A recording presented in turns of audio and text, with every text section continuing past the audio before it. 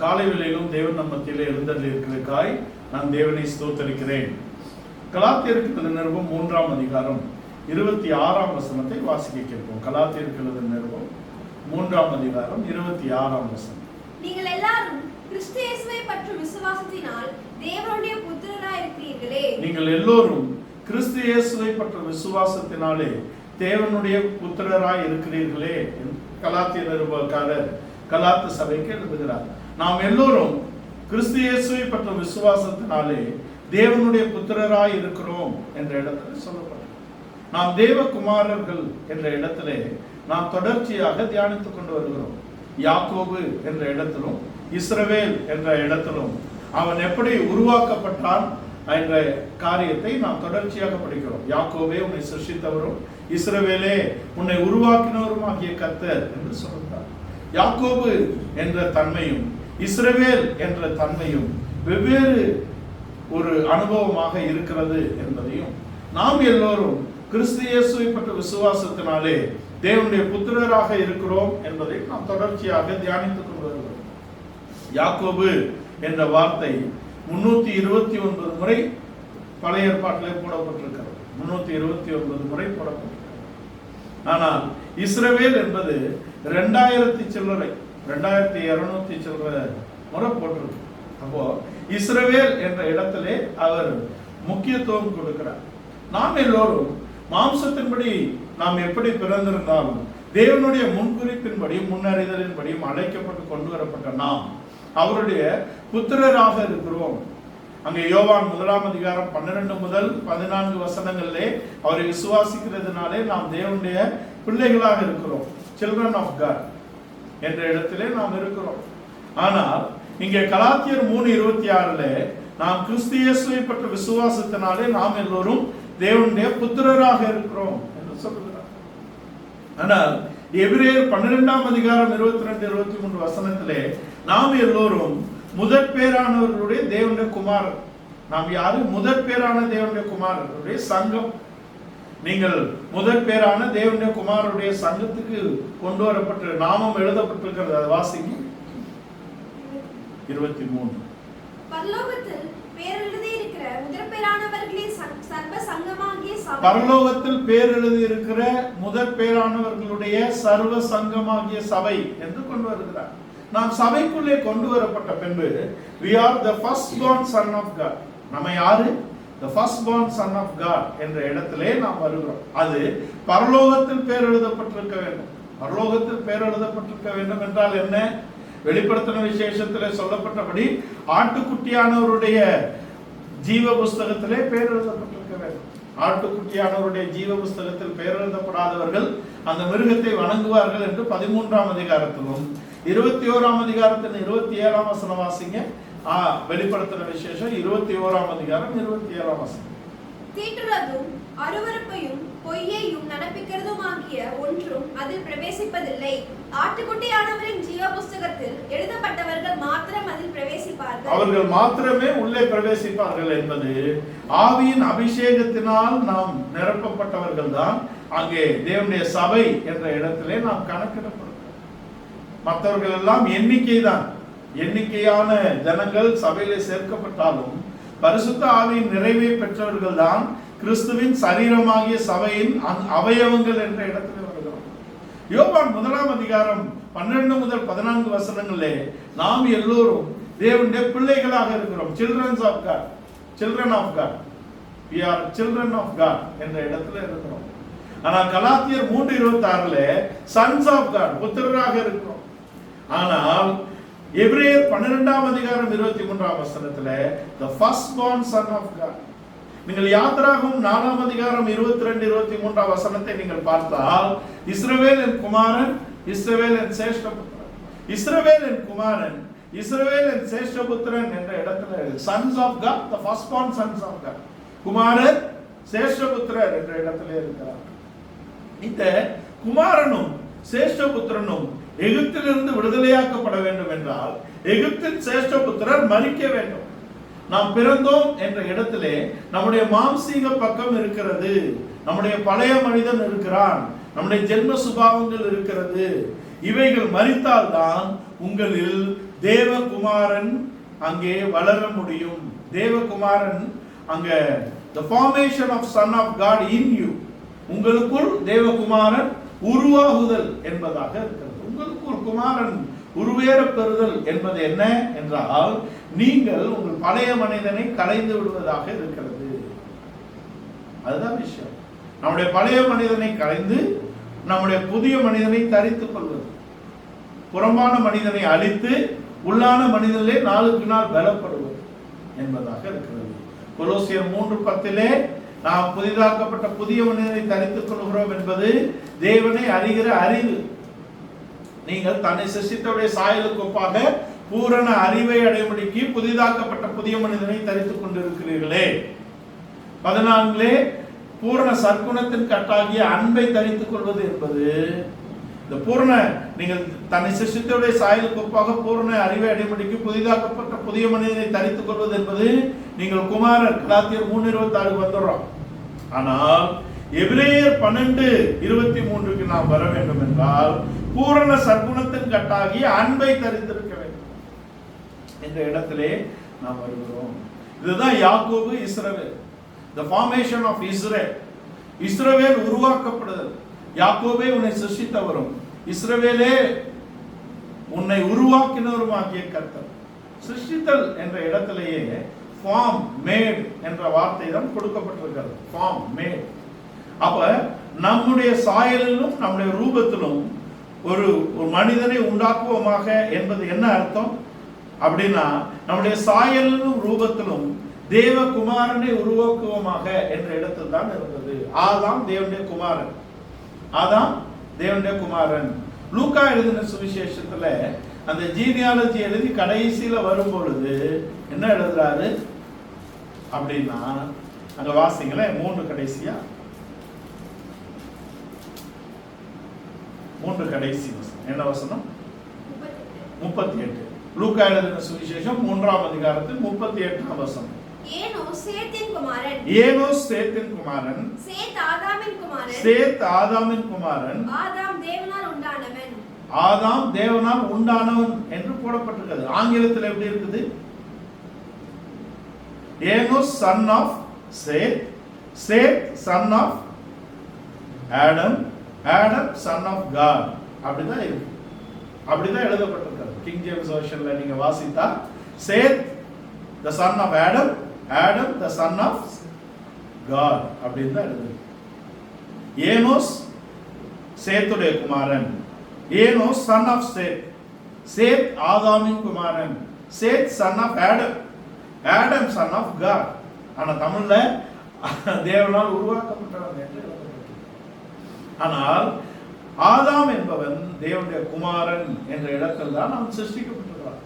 தேவகுமாரன் என்ற இடத்தில் சிருஷ்டிக்கப்பட்டவன் அவன் விழுந்து போனதினாலே தேவகுமாரன் பூமியிலே வந்து அவன் இழந்தவைகளை மீட்டு கொடுக்கக்கூடிய இடத்திலே அவர் வந்தார். இதுதான் ரோமர் 8ஆம் அதிகாரத்தின் முதல் பகுதியிலே மனிதன் செய்யக்கூடாது 2ஆம் வசனத்துல மனிதன் செய்யக்கூடாது தேவனே செய்யும்படிக்கு பாவ மாம்ச சாயலாகவும் பாவத்தை போக்கும் பலியாகவும் நம்முடைய குமாரனை அவர் தந்தருளி பாவத்தை மாம்சத்திலே ஆக்கினைக்குள்ளாக தீர்த்தார். அவனுடைய பாவ மாம்சத்திலே அவர் செய்த பாவத்தை மாம்சத்திலே ஆக்கினைக்குள்ளாக தீர்த்தார். அவர் பாவிகளை நியாயத்திற்கும்படியாக வராதபடிக்கு அவர் பாவத்தை நியாயத்திற்கும்படியாக வந்தார் என்பதை நாம் அறிந்து கொள்ள வேண்டும். அவர் பாவத்தை வெறுக்கிறார், பாவிகளையோ ஏற்றுக்கொள்ளக்கூடிய இடத்துல இருக்கிறார். எந்த பாவிகளை ஏற்றுக்கொள்வார்? தன் பாவத்தை மறைக்கிறவன் வாழ்வடைய மாட்டான். அதை அறிக்கை செய்து விட்டு விடுகிறவனோ இரக்கம் பெறுவான். அறிக்கை செய்து விட்டு விட வேண்டும். தன் பாவத்தை மறைக்கிறவன் என்ற இடத்துல நாம் நீதிமான்கள் ஆக்கப்பட்டிருக்கிறோம். இயேசுவின் ரத்தத்தினாலே நாம் நீதிமான்கள் ஆக்கப்பட்டிருந்தாலும் தேவனுடைய பார்வையிலே நாம் தேவனுக்கு முன்பாக நம்மை தாழ்த்துகிற இடத்திலே நாம் முன்னொரு நாள் பாவி என்பதை நாம் நினைவில் வைத்திருக்க வேண்டும். அவருடைய ரத்தத்தினாலே நாம் நீதிமான்கள் ஆக்கப்பட்டோம். இப்போ தேவனுடைய பிள்ளைகள் children of God என்ற இடத்திலிருந்து sons of God தேவனுடைய புத்திரர் என்ற இடத்துக்கு வந்த நாம் தேவனுடைய முதற்பேறான குமாரன் என்ற வளர்ச்சியை நாம் அடைய வேண்டும் என்பதாக இருக்கிறது. நாம் அவருடைய முதற்பேறான குமாரன் என்ற வளர்ச்சியை நாம் அடைவதற்கு முதலாவது என்ன வேண்டும்னா சிந்தை வேண்டும். சிந்தை நம்முடைய மனதிலே என்ன இருக்கிறதோ, what you think that you are, நீங்கள் என்ன யோசிக்கிறீர்களோ அவை அப்படியே நீங்கள் இருக்கிறீர்கள். நீதிமொழிகள் 23ஆம் அதிகாரம் 7ஆம் வசனத்துல, நீதிமொழிகள் 23ஆம் அதிகாரம் 7ஆம் வசனம், அவன் இருதயத்தின் நினைவு எப்படியோ அவன் இருதயத்தின் நினைவு எப்படியோ அப்படியே அவன் இருக்கிறான். அப்படியே அவன் இருக்கிறான். அவன் இருதயத்தின் நினைவு எப்படியோ அப்படியே அவன் இருக்கிறான் என்பதை நாம் தெரியும். நம்முடைய இருதயத்தின் நினைவு எப்படியோ அதுதான் நம்முடைய மனதின் யோசனை எப்படி இருக்கிறதோ அதை தான் நாம் நடப்பிக்கிறோம். Who you are is your identity. What you do is your destiny. நீங்கள் யார் என்பது உங்களுடைய அடையாளம். நீங்கள் என்ன நடப்பிக்கிறீர்கள் என்பது நீங்கள் எங்கே போய் அடைய போகிறீர்கள் உங்களுடைய லக்காக இருக்கிறது. நீங்கள் யார் என்பது உங்களுடைய அடையாளம், நீங்கள் என்ன செய்கிறீர்கள் என்பது உங்களுடைய லக்கு. நீங்கள் உங்களுடைய லக்கு என்ன? முழு கிறிஸ்தவம் பரலோகத்தை லக்காக வைத்து ஓடிக்கொண்டிருக்கிறது இல்லையா? ஆபிரகாம் அழைக்கப்பட்ட போது ஆபிரகாமுக்கு வைக்கப்பட்ட இலக்கு என்ன? கானான். இஸ்ரவேல் ஜனங்கள் எகிப்திலிருந்து விடுதலையாக்கப்பட்ட போது அவர்களுடைய லக்கு என்ன? கானான், பாலும் தேனும் ஓடுகிற தேசம். நம்முடைய லக்கு என்ன? நம்முடைய லக்கு என்ன? பரலோகம் என்று கிறிஸ்தவம் சொல்லி இருக்கிறது. ஆனால் நம்முடைய லக்கு நம்முடைய நேசரை அடைவது. நம்முடைய லக்கு என்பது நம்முடைய மணவாளனை அடைந்து கொள்வதாக இருக்கிறது. அவர்களுக்கு கானான், நமக்கு மணவாளன் தான் இலக்கு என்பதை நாம் தெரிந்து கொள்ள. அதனால்தான் அந்த லக்குக்கு புறப்பட்டவர்கள் அதை அடைய முடியவில்லை என்றாலும் தூரத்திலே கண்டு மார்போடு அவரை அணைத்து கொண்டு தேவனாலே கட்டப்பட்ட ஒரு நகரம் வரும் என்று அவரோட காத்து கொண்டிருந்தார்கள். தங்களை அந்நியரும் பரதேசிகளும் என்று அறிக்கையிட்டார்கள். அவர்கள் அடைய முடியவில்லை. நம்மை அல்லாமல் பூர்ணராகாதபடிக்கு விசேஷித்தமான நன்மையானவர்களை தேவன் நமக்கு அருளி இருக்கிறார். அது என்ன? தேவகுமாரனுக்கு கொடுக்கப்பட்ட அதே ஆவியின் அபிஷேகம் நம்முடைய இருதயத்திலே ஊற்றப்பட்டிருக்கிறது. அங்க எபிரேயர் 1ஆம் அதிகாரத்துல 9ஆம் வசனம் என்று நினைக்கிறேன். 9 வாசிங்க. 1:9. எபிரேயர் 1:9. நீ நீதியை விரும்பி அக்கிரமத்தை வெறுத்திருக்கிறீர். அக்கிரமத்தை வெறுத்திருக்கிறீர். அதனால் தேவனே, உம்முடைய தேவன் உம்முடைய தோழரை பார்க்கிலும் உம்மை ஆனந்த தைலத்தினால் அபிஷேகம் பண்ணினார். ஆனந்த தைலத்தினால், தோழரை பார்க்கிலும் ஆனந்த தைலத்தினால் அபிஷேகம் பண்ணியிருக்கிறார். தேவனே, உம்முடைய தேவன் உம்மை தோழரை பார்க்கிலும் ஆனந்த தைலத்தினால் அபிஷேகம். ஏனென்றால் நீதியை விரும்பி அக்கிரமத்தை வெறுத்து. நீதியை விரும்பின 4000 வருஷம் நீதிமான்கள் இருந்தார்கள். ஆனால் அவர்கள் நீதியை நிறைவேற்றி நன்மை என்ற இடத்துக்கு வந்து அடைய முடியவில்லை. அதுதான் அவருடைய குறைபாடு. 4000 வருடங்கள் அங்கே ஆபேல் துவக்கி இங்கே யோவான் ஸ்நானகன் வரைக்கும் இருக்கக்கூடிய 4000 வருடங்களும் நீதிமான்கள் இருந்தாலும் கூட அவர்கள் நன்மை என்ற இடத்துக்கு வந்து எட்ட முடியவில்லை. ஏனென்றால் நன்மை என்பது என்ன? பிதாவாகிய தேவன் அவர் தீமை அறியாத சுத்த கண்ணர், பரிசுத்த ஆவியானவர் நன்மை என்றே பொருள். யாக்கோபு நிருபக்காரர் எழுதும் போது நன்மையான எந்த ஈவும் பூரணமான எந்த வரமும் ஜோதிகளின் பிதாவின் இடத்திலிருந்து இறங்கி வருகிறது. அது என்ன? பரிசுத்த ஆவி. குமாரன் நன்மை தீமை அறியத்தக்க நம்மில் ஒருவர் என்ற இடத்தில் தான் மனிதனை சிருஷ்டித்திருக்கிறார். அவன் நன்மை தீமை அறியத்தக்க இடத்தில் சிருஷ்டிக்கப்பட்ட மனிதன் நன்மை தீமையை, அவன் நன்மையை செய்ய வேண்டும், தீமையை செய்யாமல் இருந்து அதை அறிந்திருக்க வேண்டும். ஆனால் அவன் தீமையை he experienced the evil and he came into the evil knowledge. அவன் தீமையை செய்து தீமை என்னதென்று அறியக்கூடிய இடத்துக்கு அவன் வருகிறான். அது அல்ல. குமாரனாகிய இயேசு கிறிஸ்து அவர் தீமையை செய்யாதபடிக்கு தீமையை அறிந்திருக்கிறார். நன்மை செய்கிறவராக சுற்றி திரிந்தார். இதுதான் அவருடைய தன்மை. அவர் இந்த பூமியிலே சுற்றி திரிந்த காலங்களிலே அவருடைய மனது ஒரே லக்கு தான். என்ன? பிதாவின் சித்தத்தை நிறைவேற்ற வேண்டும். இதான் குமாரனுடைய மைண்ட் செட். இதான் குமாரனுடைய மைண்ட் செட். பிலிப்பியர் 2ஆம் அதிகாரத்தின் 4ஆம் வசனத்திலே கிறிஸ்து இயேசுவில் இருந்த சிந்தையே உங்களிலும் இருக்க கடவுள். அவனவன் தனக்குரியவைகள் அல்ல பிறருக்குரியதை நோக்குவானாக என்ற கிறிஸ்துவின் சிந்தையே உங்களிலும் இருக்க கடவுள். பேதுரு அப்போஸ்தலன் எழுதும் போது கிறிஸ்துவின் பாடுகளின் ஐக்கியம் என்ற இடத்தில் வருகிறவர்கள் அவருடைய பாடுகளின் சிந்தையை ஆயுதமாக தரித்துக் கொள்ள வேண்டும். தரித்துக் கொண்டால் அவர்கள் பாவம் செய்ய முடியாது என்று கொண்டு வருகிறார். அவர்கள் எப்படி பாவம்? கிறிஸ்துவின் பாடுகளின் அந்த ஐக்கியத்தில் இருக்கக்கூடியவர்கள் கிறிஸ்துவின் பாடுகளை ஆயுதமாக தரித்துக் கொள்ள வேண்டும். 1:13 பேதுரு 1:13 உங்கள் மனதின் அறையை கட்டிக்கொண்டு தெளிந்த புத்தியுள்ளவர்களாக இருக்க வேண்டும். 2:1 2:1 தானே வாசிங்க. 2:1 வாசிங்க. 1 பேதுரு 2:1. இப்படி இருக்க கர்த்தர் தயவுள்ளவர் என்பதை நீங்கள் ருசித்து பார்த்ததுண்டானால் சகல துர்குணத்தையும் சகலவித கபடத்தையும் பஞ்சகங்களையும் பொறாமைகளையும் இல்ல 2:1 2 பேதுரு 2:1 இல்ல 3 கள்ளத்தீர்க்கதரிசியும் 3 1 பேதுரு 3:1 இல்ல 1 பேதுரு 4ஆம் அதிகாரம் 1ஆம் வசனம். இப்படி இருக்க கிறிஸ்து நமக்காக மாம்சத்திலே பாடுபட்டபடியால் நீங்களும் அப்படிப்பட்ட சிந்தையை ஆயுதமாக தரித்துக் கொள்வது. பாடுகளின் சிந்தையை ஆயுதமாக தரித்துக் கொள்வது. நம்முடைய மனதிலே நாம் தேவனுடைய குமாரர் என்பதையும் நாம் தேவனுடைய முதற்பேரான குமாரர் என்பதையும் நாம் கிறிஸ்துவின் சிந்தையை தரித்தவர்களாக இருக்க வேண்டும் என்பதுதான் முதல் படி. நாம் who you are அப்படின்னா that is your identity. அப்படி அந்த ஐடென்டிட்டி எப்படி வருதுன்னா, நீங்கள் உங்களை யார் என்று சிந்திக்கிறீர்களோ அதான் நீங்கள், இல்லையா? நீங்கள் யார் என்று, that is positioning of your mind. நீங்கள் உங்களை நிலைப்படுத்தக்கூடிய பகுதியாக இருக்கிறது. நாம் யார் என்ற சிந்தையை நாம் கொண்டு வந்தால்தான் நாம் என்ன செய்ய போகிறோம் என்பது அங்கே வெளிப்படும். கிறிஸ்து நமக்குள்ளே இருக்கிறார், அவரை பற்றிய விசுவாசத்தினாலே நாம் தேவனுடைய குமாரராக இருக்கிறோம் என்றால், கிறிஸ்து நமக்குள்ளே துவங்கின அந்த நற்கிரியை கிறிஸ்து நாள்பறிந்து நடத்தி முடிப்பார் என்ற நம்பிக்கைக்கு வர வேண்டும். இந்த விசுவாசம் நம்முடைய சிந்தையிலும் நம்முடைய இருதயத்திலும் நாம் இருக்க வேண்டும். நம்முடைய இருதயம் எப்படியோ அப்படியே அவன் இருக்கிறான், அவன் சிந்தை எப்படியோ அப்படியே அவன் செயல்படுகிறான். What you are, who you are, அதான் முக்கியம். நீங்கள் யார், நீங்கள் எப்படிப்பட்டவர்கள், நீங்கள் யார் எப்படிப்பட்டவர்கள் என்பதுதான் உங்கள் கிரியையை தீர்மானிக்கிறது. உங்கள் விசுவாசத்தை உங்கள் கிரியை தான் வெளிப்படுத்துகிறது. உங்கள் கிரியையினால் தான் உங்கள் விசுவாசம் உறுதிப்படுகிறது. கிரியை இல்லாத விசுவாசம் செத்தது. உங்கள் விசுவாசத்தின் கிரியை அது நீதியை நடப்பிக்கக்கூடிய இடத்துல இருக்கு. 4000 வருடம் இருந்த நீதிமான்கள் அவர்கள் நீதியை நடப்பித்தாலும் நன்மை என்ற இடத்திலே அவர்கள் வர முடியவில்லை. நன்மை என்பது என்ன? நன்மை என்பது பரிசுத்த ஆவி, நன்மை என்பது தேவ சித்தம், நன்மை என்பது அவருடைய சித்தத்தின்படி செய்து முடிப்பது. நற்கிரியைகளை கிறிஸ்து இயேசு நம்மில் துவங்குகிறார் என்றால் அவர் இல்லாமல் நாம் செய்ய முடியாது.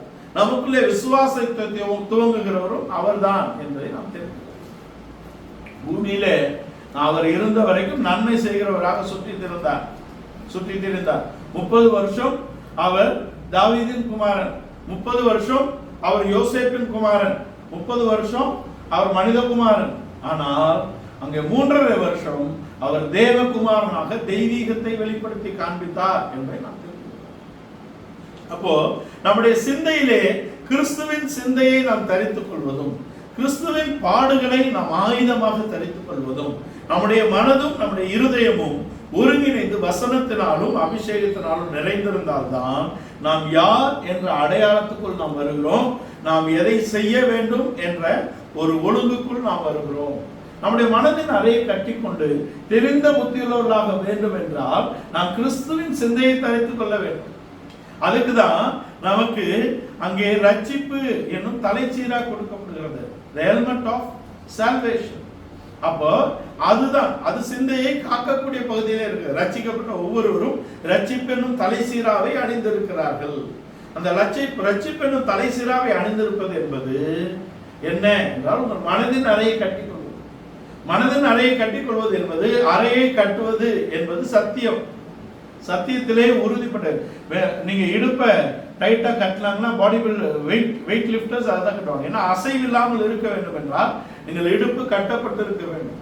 அப்ப உங்கள் சிந்தையை நீங்கள் ஒருமுகப்படுத்த வேண்டும் என்றால் நீங்கள் யார் என்பதை நீங்கள் உறுதிப்படுத்த வேண்டும். The position of the son of God. நீங்கள் உங்களை தேவகுமாரனாக நிலைப்படுத்த வேண்டும். நீங்கள் தேவகுமாரனாக உங்களை நிலைப்படுத்தினால்தான் நீங்கள் தேவனுடைய மூத்த குமாரன் என்ற இடத்திலே கிரியையை நடப்பிக்க முடியும் என்பதாக. இயேசு கிறிஸ்துதான் முதற் பிறந்தவர், முதற் பேரானவர். ஒரே பேரான குமாரனை தேவன் நமக்காக தந்தருளினார் என்ற இடத்திலே அவர் நமக்கு முதற் பேரான குமாரனாக இருக்கிறார். முதற் பேரான குமாரன் பூமியிலே இருந்த போது என்ன நடந்தது அப்படின்னா, ஒன்றிலும் குறைவு இல்லை. அதான் main. He is the source of supply. அவர் எல்லாவற்றையும் எல்லாவற்றினாலும் நிரப்பக்கூடியவராக தேவனுடைய குமாரனாக அவர் வெளிப்பட்டார். அதான் விஷயம். ஒன்றும் குறைவுபடவில்லை. ஜனங்களுக்கு அப்ப குறைவில்லை. வியாதியஸ்தர்களை அவர் குணமாக்கினார், மரித்தோரை அவர் எழுப்பினார். எல்லா விதமான குறைபாடுகளை நீக்கிறது மாத்திரமல்ல, ஒரு ஆவிக்குரிய ஒரு நிறைவை கொண்டு வரும்படியாக தான் அவர் வந்தார். நாம் தேவனுடைய குமாரர் என்ற இடத்துல நாம் வந்தால் நம்ம we should be in abundance in our supply. நம்முடைய தேவைகளை நாம் நிவர்த்தி செய்யக்கூடிய இடத்துல தேவன் மாத்திரமே இருக்கிறார் என்பதை அறிந்தவர்களாக, நிறைவுள்ளவர்களாக நாம் இருக்க வேண்டும். இந்த நிறைவை எங்க கொண்டு வருகிறார்? போதும் என்ற மனதோடு கூடிய தேவ பக்தியே மிகுந்த ஆதாயம். உள்ளவைகள் போதும் என்ற சிந்தை நமக்கு தேவனால் கொண்டு வரப்படுகிறது. நம்முடைய தேவைகள் தேவனால் சந்திக்கப்படுகிறது. நாம் தேவனுடைய ராஜ்யத்தையும் அதன் நீதியையும் தேடக்கூடிய இடத்திலே நாம் இருக்கிறோம். தேவனுடைய ராஜ்யத்தையும் அதன் நீதியையும் தேடுங்கள், மற்ற எல்லாம் உங்களுக்கு கொடுக்கப்படும், ஒன்றிலும் உங்களுக்கு குறைவுபடாது என்ற இடத்தில் இயேசு தேவகுமாரனாக இங்கு சுற்றி தெரிந்த 3.5 ஆண்டுகள் எந்த விதமான குறைபாடும் இல்லாதபடிக்கு he was the abundance of supply. அவர் எல்லாவற்றையும் எல்லாவற்றினாலும் நிரப்பக்கூடிய தேவகுமாரனாக அவர் தன்னை வெளிப்படுத்தினார். ஆனால் அவர் பலமாய் ரூபிக்கப்பட்ட தேவகுமாரன் என்பது மரணத்தை அவர் ஜெயித்து உயிர்த்தெழுந்ததினாலே, மரணம் முழுவதுமாக அழிக்கப்பட்டதினாலே ஜீவன் பரிபூரணப்பட்டது. நான் ஜீவனை கொடுக்கவும் ஜீவன் பரிபூரணப்படுத்தவுமே வந்தேன் என்று கொண்டிருக்கிறார். அதான் அந்த நிறைவின் பரிபூர்ணமாக இருக்கிறது. எல்லாவற்றையும் எல்லாவற்றினால் நிரப்பக்கூடிய அவர் தலையாக தேவன் அவரை தந்தருளினார் என்று எழுதப்பட்டிருக்கிறது. Is the son, is the heir, is the first born son. அவர் தேவனுடைய முதற்பேரான குமாரன் என்ற இடத்தில் தான் நிறைவு வருகிறது. ரோமருக்கு எழுதின நிருபம் 8ஆம் அதிகாரத்தின் 28-29 எழுதியிருக்கிறபடி அவரிடத்தில் விசுவாசிக்கிறவர்கள், எழுதியிருக்கிறபடி அவரிடத்தில் விசுவாசிக்கிறவர்களுக்கு ஒரு எல்லாம் நன்மைக்கு எதுவாகவே நடக்கிறது என்று கொண்டு வந்து அவர் அநேக சகோதரருக்குள்ளே முதற் பேரானவராக இருக்கும்படிக்காக என்று கொண்டு வருகிறார். அநேக சகோதரரை முதற் பேரானவர்களாக கொண்டு வரும்படிக்கு அவர் பூமியிலே முதற் பேரானவராக கொடுக்கப்பட்டார். நாம் எல்லோரும் முதற் பேரானவருடைய தேவனுடைய சர்வ சங்கமாகிய சபையிலே நாமும் எழுதப்பட்டவர்களாக வந்திருக்கிறோம். அப்படின்னா என்ன? நம்முடைய குறைவுகள் கிறிஸ்து இயேசுக்குள் நிறைவாக்கப்படுகிறதாக இருக்கிறது. நம்முடைய சிந்தை தேவனுடைய குமாரன். நாம யாரு? நாம் தேவனுடைய குமாரர். நாம் யாரு? நாம் தேவனுடைய முதற்பேரான குமாரர் என்ற இடத்துக்கு கொண்டு வரும்படியாக தேவன் அவருக்கு அளித்த அதே அபிஷேகத்தின் நிறைவை, அதே நன்மையின் நிறைவை, அந்த நீதியை நமக்குள்ளே கொண்டு வரும்படியாக அவர் இருக்கிறார் என்பதை நாம் தெரிஞ்சுக்கிறோம். நாம் யார் என்று சிந்திக்கிறோமோ அப்படிதான் நாம் செயல்படுவோம் என்பதாக இருக்கிறது. நாம் அறிந்திருக்கிறபடி நியாயாதிபதிகள் 6, 7, 8 அதிகாரங்களில் அங்கே கிதியோன் இருக்கிறார். கிதியோன் தன்னை யார் என்று நினைத்துக் கொண்டிருக்கிறார் என்று அங்கு சொல்லப்படுகிறது. கிதியோனை அங்கே மீதியானியர்களுக்கு அடிமைப்பட்டு இருக்கிறார்கள் இஸ்ரவேல் ஜனங்கள். மீதியானியர்கள் வந்து இவர்களுடைய விளைச்சலையும் கொண்டு போயிடுறாங்க, ஆடு மாடுகளையும் கொண்டு போயிடுறாங்க. அதனாலே நீங்க பாத்தீங்கன்னா அவரு ஆலை ஆட்டுகிற இடத்துக்கு பக்கத்துல கோதுமைய அடிச்சு பிரிச்சுக்கிட்டு இருக்கிறார். ஆலை ஆட்டக்கூடிய இடத்துல கோதுமைக்கு என்ன வேலை? அங்கே திராட்சை ரசம் ஆலைக்கு பக்கத்துல அவர் கோதுமையை அடிக்கக்கூடிய இடத்துல இருக்கிறார். ஏன்னா மீதியானியர்கள் வந்து கொள்ளையிடக்கூடாது என்று பயந்து அங்கே கோதுமையை அங்கே பிரித்து எடுத்துக்கொண்டிருக்கக்கூடிய கிதியோன் இடத்துல தேவதூதன் தோன்றி, நீ வந்து இஸ்ரவேலை ரட்சிக்க போகிறேன்னா அவர் என்ன சொல்றாரு? நான் எங்க கோத்திரம் சின்ன கோத்திரம், மனாசே கோத்திரம் தானே அவரு. மனாசே கோத்திரம் 3ஆம் வசனம் வாசிங்க. 7:3. ஆகையால் பயமும் திகிலும் உள்ளவன் எவனோ அவன் திரும்பி கீலேயாத் மலையில் இருக்கிற 6:6 தேவதூதன் சொல்வாரு. அதுக்கு இவரு, நான் மனாசே கோத்திரம், யோசேப்பின் கோத்திரத்தில் தான் நியாயாதிபதிகள் நிறைய பேர் வந்திருக்கிறாங்க. யோசேப்பின் கோத்திரத்துல தான் நியாயாதிபதிகள் நிறைய பேர் வந்திருக்காங்க. இவர் மனாசே கோத்திரம், நான் சின்ன குடும்பம் அப்படின்னு தன் மனதில் இருக்கிறதை தான் அவன் வெளிப்படுத்துகிறானே தவிர தேவன் அவனை குறித்து சொல்லக்கூடியதை அவன் வெளிப்படுத்தவில்லை. 6ஆம் அதிகாரம் தானே. 6:15. நியாயாதிபதிகள் 6ஆம் அதிகாரம் 15ஆம் வசனம். அதற்கு அவன், என் ஆண்டவரே, நான் இஸ்ரவேலை எதினால் ரட்சிப்பேன்? இதோ மனாசேயர் என் குடும்பம் மிகவும் எளியது. மனாசேயிலேயே என் குடும்பம் எளியது. இஸ்ரவேலர்கள் ஆசீர்வதிக்கும் போது யாக்கோபின் ஆசீர்வாதத்தை தான் தன் ஆண் பிள்ளைகளுக்கு இன்றைக்கும் சொல்லி வருகிறார்கள். நீ எப்ராயிமை போலவும் நீ மனாசேயை போலவும் பருகி பழுகி பெருகி இருக்க வேண்டும் என்ற ஆசீர்வாதம் தான் இன்றைக்கும் யாக்கோபின் ஆசீர்வாதத்தை தான் தன் ஆண் பிள்ளைகளுக்கு சொல்லக்கூடிய இடத்துல இன்றைக்கும் யூதர்கள் இருக்கிறார்கள். இந்த மனாசே கோத்திரத்திலே நான் மிகவும் எளிய குடும்பத்திலிருந்து வந்தவன், இதான் அவருடைய மைண்ட் செட். இந்த மைண்ட் செட் தான் he positioned himself near the அங்க திராட்சை தோட்ட ஆலைக்கு திராட்சை ஆலைக்கு பக்கத்துல இருக்கக்கூடிய இடத்துல கோதுமை அடிக்கக்கூடிய அந்த தன்மைக்கு அவனை கொண்டு வந்திருக்கிறார். அவனை ஒரு நியாயாதிபதியாக, அவனை இஸ்ரவேலின் இரட்சகராக தேவன் பார்க்கிறார். ஆனால் அவன் தன்னை எப்படி பார்க்கிறார்? மனாசேயில் ஒரு சிறிய குடும்பத்தில் பிறந்த ஒருவனாக தன்னை பார்க்கிறார். அப்ப தேவன் தான் நம்மை நம்முடைய சகலமுமாக இருக்க வேண்டும். தேவன் தான் நம்முடைய பலன், தேவன் தான் நம்முடைய நிறைவு, தேவன் தான் நம்முடைய விடுதலையின் நாயகன், தேவன் தான் நம்மை ரட்சிக்க வேண்டும் என்ற இடத்தில் இஸ்ரவேல் வர வேண்டும். அதற்கு ஒருவனை தேவன் தேர்ந்தெடுத்து, நீதான் இஸ்ரவேலை ரட்சிக்க போகிற, மீதியானியர் கைக்கு ரட்சிக்க போகிற அப்படின்னு சொன்னான். அங்க அவன் என்ன சொல்றான்? நான் மனாசேயில சிறிய குடும்பத்திலிருந்து வந்தவன் என்று சொல்றான். ஆனால் இந்த கிதியோனை கொண்டுதான் தேவன் காரியங்களை நடப்பிக்கும்படியாக விரும்புகிறார் என்பதை நாம் தெரிந்து நாம் நம்முடைய பலகீனங்களை குறித்து, நம்முடைய குறைபாடுகளை குறித்து நாம் சிந்தித்துக் கொண்டு இராதபடிக்கு நம்மை நிறைவாக்கக்கூடிய தேவன் நம்மிலே இருக்கிறார் என்பதை நாம் அறிந்து கொள்கிறோம்.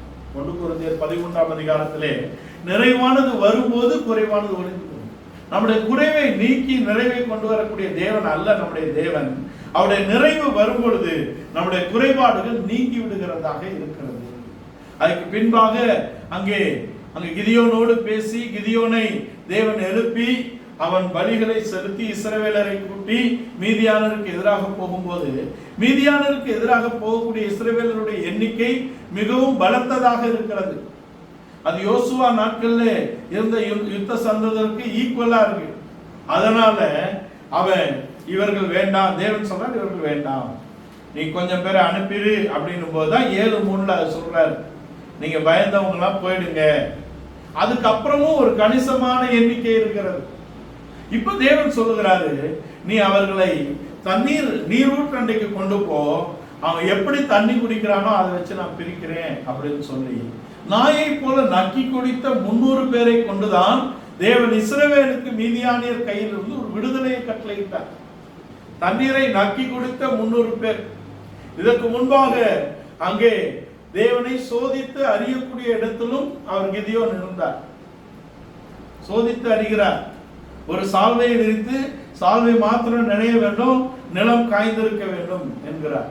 2ஆம் முறை சால்வை நினையக்கூடாது, நிலமெல்லாம் நினைந்திருக்க வேண்டும் என்று தன் தேவனை சோதித்து அறியக்கூடிய இடத்தில் இருந்து அதுக்கு பின்பாகவும் நம்பிக்கை வராமல் அங்க மீதியானியரின் கூடாரத்துக்கு போய் அங்க பேசுறதை கேளுனா அங்கு ஒருவன் இவனை குறித்து பேசுகிறதை இவன் காதாலேயே கேட்டுதான் நம்பக்கூடிய இடத்தில் இருக்கிறார். ஏனென்றால் கிதியோனுக்கு தேவன் தன்னை எப்படி பார்க்கிறார் என்ற மனநிலைமை இன்னும் வரவில்லை என்பதாக. நாம் யார், நம்மை குறித்து தேவனுடைய நோக்கம் என்ன, தேவனுடைய பார்வையிலே நாம் யார் என்பதை நாம் தெரிந்து கொள்ளலாம்.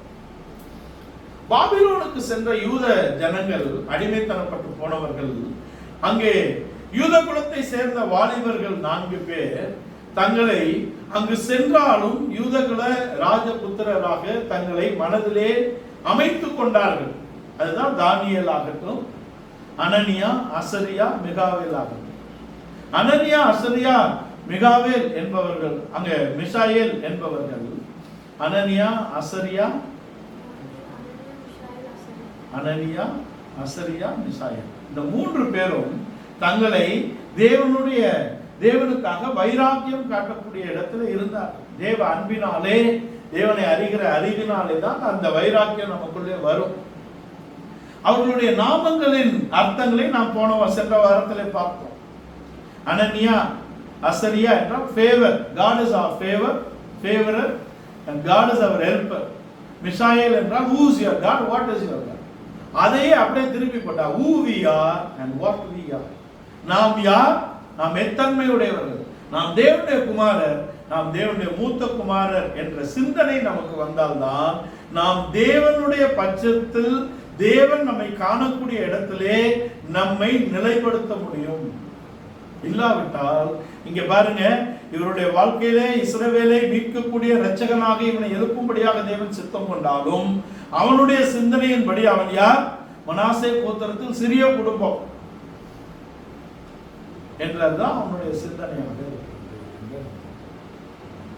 அந்த சிந்தையோடு நாம் அந்த இடத்தை தக்க வைத்துக் கொள்ள வேண்டும். We should position ourselves in the God's midst of the God's will. தேவனுடைய சித்தத்தின் மையத்திலே நம்மை நிலைப்படுத்தினால்தான் அந்த தன்மையை நாம் நிலைநிறுத்தி கொண்டு ஜெயத்தை நாம் பெற்றுக்கொள்ள முடியும். இதற்கு நம்முடைய மனதிலே நாம் கிறிஸ்துவின் சிந்தையுடையவர்களாக இருக்க வேண்டும். கிறிஸ்துவின் பாடுகளின் சிந்தையை ஆயுதமாக தரித்திருக்க வேண்டும். நாம் யார் என்பதை அறிந்தவர்களாக நாம் கிரியை நடப்பிக்க வேண்டும். இந்த பூமியில் இயேசு கிறிஸ்து இருந்த பொழுது நன்மை செய்கிறவராக சுற்றித் திரிந்தார். அவரிடத்தில் ஒருவித குறைபாடும் இல்லை என்ற இடத்திலே அவர் ஜனங்களை வைத்திருந்தார் என்பது தெய்வீகத்தின் பரிபூரணத்தை காண்பிக்கக்கூடியதாக இருந்தது. அது மாத்திரமல்ல, அவருடைய உயிர்த்தெழுதலிலே அந்த ஜீவனின் பரிபூரணத்தையும் நமக்கு தந்திருக்கிறார் என்பதாக. இதுதான் தெய்வீக தன்மை. நாம் தேவனுடைய குமாரரானால் நாம் ஒன்றிலும் குறைவுபடுகிறது இல்லை. ஒன்றிலும் குறைவுபடுவதில்லை என்றால் நாம் எழுத்தின்படி ஆசீர்வாதங்களை நம் சிந்தையில் கொண்டு வரக்கூடாது. அதான் முக்கியம். கலாத்தியருக்கு எழுதின நிருபம் 3ஆம் அதிகாரம் 14ஆம் வசனம் வாசிங்களேன். 3:14. கலாத்தியர் 3:14. ஆபிரகாமுக்கு உண்டான ஆசீர்வாதம் கிறிஸ்து இயேசுவினால் புறஜாதிகளுக்கு வரும்படியாகவும் ஆவியை குறித்து சொல்லப்பட்ட வாக்குத்தத்தத்தை நாம் விசுவாசத்தினாலே பெரும்படியாகவும் இப்படி ஆயிற்று. ஆபிரகாமுடைய ஆசீர்வாதம் இயேசு கிறிஸ்துவின் மூலமாக புறஜாதிகளுக்கு நிறைவாக வர வேண்டும். அது ஆவியை குறித்த வாக்குத்தத்தம் என்றுதான் சொல்லப்பட்டிருக்கிறதே தவிர எழுத்தின்படியான வாக்குத்தத்தம் அல்ல என்பதை நாம் தெரிந்து. ஆபிரகாமுக்கு மேசியாவை குறித்த வெளிச்சம் இருக்கிறது. ஆபிரகாமுக்கு கானானை குறித்த வெளிச்சம் இருக்கிறது. ஆபிரகாமுக்கு தான் பெறப்போகிற சந்ததி ஒரு தெய்வீக சந்ததி என்பதை குறித்த ஒரு வெளிச்சம் இருக்கிறது. அதனால்தான் 18:18 அவனை குறித்து சொல்லுகிறார், இவன் என் கட்டளைகளையும் கற்பனைகளையும் தன் சந்ததிகளுக்கும் தன் சந்ததிகளின் சந்ததிகளுக்கும் அவன் சொல்லி வருவான்.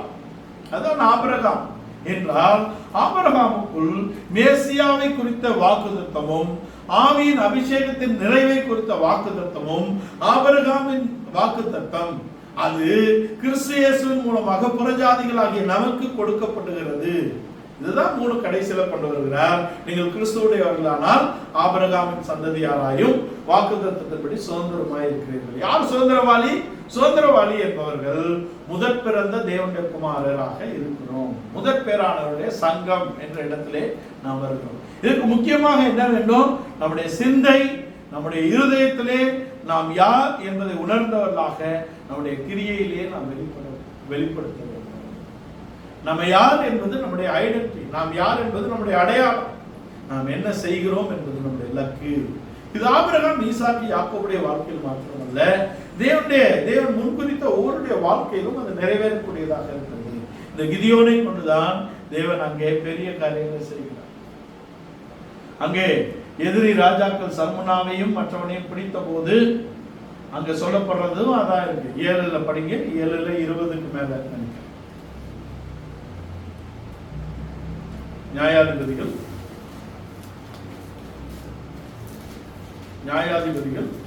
7:20 வாசிங்க. 3 படைகளின் மனுஷர் எக்காலங்களை இல்ல அப்ப 8:20 8:20 தன் மூத்த குமாரன் ஏத்தேரை நோக்கி, நீ எழுந்து இவர்களை வெட்டி போடு என்றான். அந்த வாலிபன் இளைஞனானபடியால் பயந்து தன் பட்டயத்தை உருவாதிருந்தான். அப்பொழுது சேபாவும் சல்முனாவும் எதிரிகள் சேபாவையும் சல்முனாவையும் வெட்ட சொன்னா அவங்க பையன் தயங்குகிறான். இப்ப சேபாவும் சல்முனாவும் சொல்றாங்க, அப்பொழுது சேபாவும் சல்முனாவும், நீரே எழுந்து எங்கள் மேல் விழும், மனுஷன் எப்படியோ அப்படியே அவன் பலனும் இருக்கும் என்றார். மனுஷன் எப்படியோ அப்படியே அவன் பலன் இருக்கும், அவன் இருதயம் எப்படியோ அப்படியே அவனும் இருக்கிறான், அவன் சிந்தை எப்படியோ அந்த ஸ்தானம் தான் அவனுக்கு கிடைக்கிறது. அப்படின்னா என்ன? நாம் தேவனுடைய குமாரராக, தேவனுடைய மூத்த குமாரராக வர வேண்டும் என்றால் we should have a positioning of life. நாம் ஆவிக்குரிய ரீதியிலே நம்மை நிலைப்படுத்தக்கூடிய ஒரு மனது நமக்கு வேண்டும். நம்முடைய இருதயம் தெய்வீக அன்பினால் நன்மையினால் நிரப்பப்பட்டிருக்க வேண்டும். நம்முடைய பலன் தேவனாக இருக்க வேண்டும். இந்த மூன்றும் இருந்தால்தான் நாம் தேவ சித்தத்தை செய்யக்கூடிய இடத்திலே தேவகுமாரராக இருக்க வேண்டும். அவருடைய சித்தம் என்ன? குமாரன் பூமியில இருந்தபோது என்ன சொல்லுகிறார்?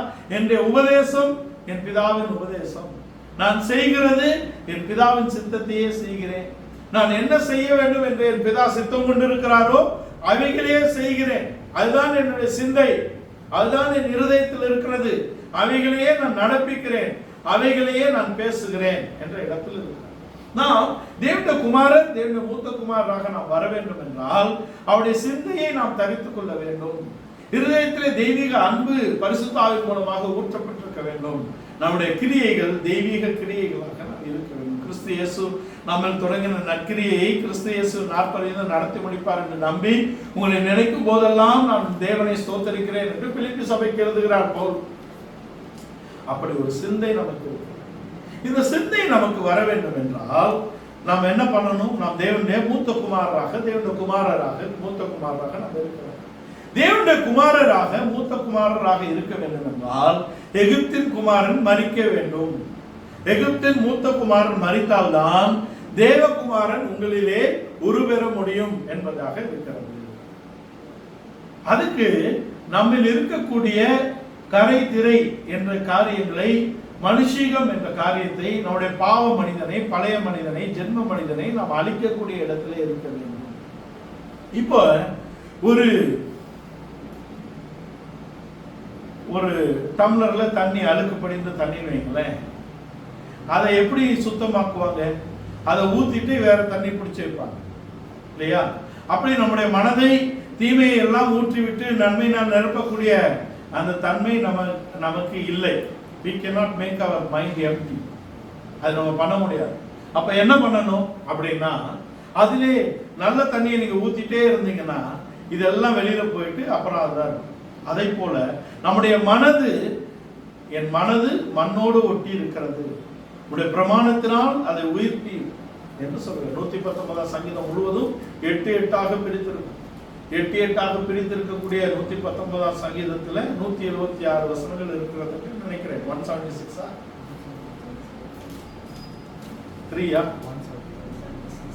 176 176 வசனங்கள் இருக்கிறது. அது 8 22 பகுதிகளில் பிரிக்கப்பட்டிருக்கிறது. 22 எபிரேய எழுத்துக்கள் அதுக்கு தலைப்பாக கொடுக்கப்பட்டிருக்கிறது. நீங்க மூல பாஷையில பார்த்தா அந்த எழுத்துக்களில் தான் அந்த வசனங்கள் முழுவதும் ஆரம்பித்திருக்கும். ஆலெஃப் என்றால் ஆலெஃபில் தான் 8 வசனமும் ஆரம்பிச்சிருக்கும். பேத் என்றால் பேத்தில் தான் 8 வசனமும் இருக்கும். அப்படிதான் அமைத்திருக்கிறார். அந்த வசனங்கள் முழுவதும் வேதத்தை மேன்மைப்படுத்தக்கூடிய இடத்துல இருக்கிறது. அப்போ நம்முடைய மனது தேவனுடைய வசனத்தினால் நிரப்பப்பட்டால்தான் மண்ணின் பகுதி நம்மிலிருந்து நீக்கப்படும் என்பதை நாம் தெரிந்து, நம்முடைய இருதயம் பரிசுத்த ஆவியினால் நிரப்பப்பட்டால்தான் நாம் அன்பினால் நிரப்பப்பட்டு கிரியை செய்யும். அப்பதான் நம்முடைய மனது வசனத்தினாலும் நம்முடைய இருதயம் தெய்வீக அன்பாகிய பரிசுத்த ஆவியினால் நிரப்பப்பட்டால்தான் நம்முடைய சரீரத்திலே உயிர்த்தெழுந்த வல்லமை கிரியை செய்யப்படும். அப்ப நாம் யார் என்ற சிந்தை நமக்கு வேண்டும். தேவனுக்கு நம்ம யார், நாம் தேவனுக்கு யார், தேவன் நம்மோடு இருக்கிறாரா, நம்மை நடப்பிக்கிறாரா அப்படிங்கிறது. நியாயாதிபதிகள் 16ஆம் அதிகாரத்தின் 20ஆம் வசனத்துல அந்த 16ஆம் அதிகாரத்துல தன்னுடைய மனதை தெலீலாவுக்கு முழுவதும் காண்பித்து விட்டான். 14-15 வசனத்துல அந்த அம்மா அவனை மடக்கிட்டாங்க. உன் இருதயம் என்னோடு இல்லாது இருக்க, நீ என்னை நேசிக்கிறேன்னு எப்படி சொல்லலாம் அப்படின்னு அவனை மடக்கின இடத்துல தன் இருதயம் முழுவதையும் அவன் வெளிப்படுத்தி விட்டான். இப்பொழுது அவனை கட்டி விட்டார்கள். தேவன் தன்னை விட்டு பிரிந்து போனதை அவன் அறியவில்லை. 20ஆம் வசனம் வாசிங்க. 16, 20, 16, 20. அப்பொழுது அவள், சிம்சோனே, பெலிஸ்தர் உன்மேல் வந்து விட்டார்கள். சிம்சோனே, பெலிஸ்தர் உன்மேல் வந்து விட்டார்கள்னு தெளிவாக சொல்றான். அவன் நித்திரை விட்டு விழித்து கர்த்தர் தன்னை விட்டு விலகினதை அறியாமல் எப்பொழுதும் போல உதறி போட்டு வெளியே போவேன் என்றான். எப்பொழுதும் போல உதறி போட்டு வெளியே போவேன் அப்படிங்கிறார். கர்த்தர் தன்னை விட்டு பிரிந்ததை தன்னோடு கர்த்தர் இல்லாததை அவன் அறியவில்லை. ஏனென்றால் அவன் தன்னை தேவன் நிர்ணயித்த இடத்திலே நிலைப்படுத்தவில்லை. அதான் முக்கியம். நாம் தேவனுடைய குமாரர் என்றால் நம்முடைய மனது, நம்முடைய இருதயம், நம்முடைய கிரியைகள், நம்முடைய சரீரம் மூன்றும் தெய்வீக தன்மையிலும் தேவ சித்தத்திலும் அவருடைய வசனத்திலும் நீதியிலும் நிலை பெற்றதாக இருந்தால்தான் தேவன் நமக்கு சகாயராக இருந்து நமக்கு விடுதலையை கொடுக்க முடியும். சிம்சோனின் காரியத்தில் ஆகட்டும், அங்கே அதுக்கு முன்பாக நாம் பார்த்த நியாயாதிபதியின் காரியத்தில் ஆகட்டும், தேவன் தான் இஸ்ரவேலுக்கு விடுதலையை கொண்டு வருகிறார். தேவன் தான் அங்கே விடுதலையை கொண்டு வருகிறார். மனாசே கோத்திரத்தில் சின்ன குடும்பத்திலிருந்து வந்தாலும் பெரிய ஜனங்களை அவன் சேர்த்தாலும் 300 பேரை கொண்டு போய் விடுதலையாக்கக்கூடிய காலத்துல அவர் என்ன சொல்றாரு? இஸ்ரவேலர்கள் பின்னாட்களில் தங்களை மேன்மைப்படுத்திக் கொள்ளாதபடிக்கு நக்கி கொடுத்த 300 பேரை கொண்டு போய் தான் நான் விடுதலையாக்குவேன், இது உங்களால் உண்டானது அல்ல. இங்க சிம்சோனின் தன் சுயபலத்தை அவர் அங்க நாடக்கூடிய இடத்துல அவர் இருக்கிறார். தேவன் கர்த்தர் தன்னை விட்டு அங்க பிரிந்து போனதை அவன் அறியாதபடிக்கு நான் எப்பொழுதும் போல எழுந்து உதறி போவேன் அப்படின்னு நினைக்கிறார். இதே காரியம்தான் 1 சாமுவேல் 16 நடக்குது. 1 சாமுவேல் 16:14, 16:14. அங்க 1 சாமுவேல் 14ஆம் அதிகாரம் 15, 16 இந்த 3 அதிகாரங்களும் சவுலுடைய பரீட்சை போகிறது. சவுலை ராஜாவாக்கி விட்டார்கள். சவுலை ராஜாவாக்கின இடத்துல தேவனுக்கு அது மிகவும் பிரியமாக இல்லை. ஆனாலும் தேவன் அவனுக்கு சந்தர்ப்பங்களை கொடுக்கிறார். அவன் பெலிஸ்தியரை முறியடிக்கும்படியாகவும் அவன் அமலேக்கை முறியடிக்கும்படியாகவும் அவனுக்கு சந்தர்ப்பங்கள் கொடுக்கிறார். அவன் ஒன்றும் செய்யல. 15:1 அதை ஞாபகப்படுத்துறார் சாமுவேல். 15:1 சொல்றாரு, இஸ்ரவேலின் மேல் உன்னை ராஜாவாக்கினாரே, இப்பொழுதும் அவர் சொல்லுகிறதை காது கொடுத்து கேளுங்கய்யா. உங்களை உயர்த்தினது தேவன், உங்களை ஊழியராக்கினது தேவன், உங்களை ராஜாவாக்கினது தேவன். யாரை கொண்டு ஆக்கினார்?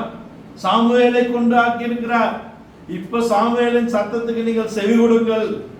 சாமுவேல் சொல்றாரு, இஸ்ரவேலின் மேல் உன்னை ராஜாவாக்கினாரே, கழுத பின்னாடி வந்தீங்களே ஐயா, வழி தெரியாம சுத்தி திரிந்து சாமுவேல் இடத்துல ஒரு நாள் வந்து சேர்ந்தீர்களே, இப்பொழுது சாமுவேலின் சத்தத்தை கேளுங்க. 15:1 வாசிமா. பின்பு சாமுவேல் சவுலை நோக்கி, இஸ்ரவேலராகிய தம்முடைய ஜனங்கள் மேல் உம்மை ராஜாவாக ராஜாவாக்கினார். உம்மை ராஜாவாக அபிஷேகம் பண்ணுகிறதற்கு கர்த்தர் என்னை அனுப்பினாரே. இப்போதும் கர்த்தருடைய வார்த்தைகளின் சத்தத்தை கேளும். அப்படினா என்ன? என் சத்தம் கர்த்தருடைய சத்தம் என்று சாமுவேல் சொல்லுகிறாருங்க. நம்முடைய ஜனங்களாகிய இஸ்ரவேலின் மேல் உம்மை ராஜாவாகும்படி என்னை தேவன் அனுப்பினாரே, இன்றைக்கு தேவனுடைய சத்தத்தை கேளும். அப்படின்னா என்னை கொண்டு தேவன் செய்த கிரியைகளை நீர் அறிந்திருக்கிறீரே. அதான் விஷயம். அதுதான் அவன் செய்யவில்லை. 16:14 அவனை விட்டு தேவனுடைய ஆவி போய்விட்டது. 16:14 1 சாமுவேல் 16:14. கர்த்தருடைய ஆவி சவுலை விட்டு நீங்கினார். கர்த்தரால் வரவிடப்பட்ட ஒரு பொல்லாத ஆவி அவனை கலங்கம் பண்ணி கொண்டிருந்தது. கர்த்தரால் வரவிடப்பட்ட பொல்லாத ஆவினா கர்த்தர் பொல்லாத ஆவி அனுப்புறாரா? இல்ல. இந்த பொல்லாத ஆவி உள்ளே வருவதற்கு இவன் பாத்திரனாக இருக்கிறான். இவன் பொல்லாத ஆவி வருகிறதுக்கு பாத்திரனாக இருக்கிறான்.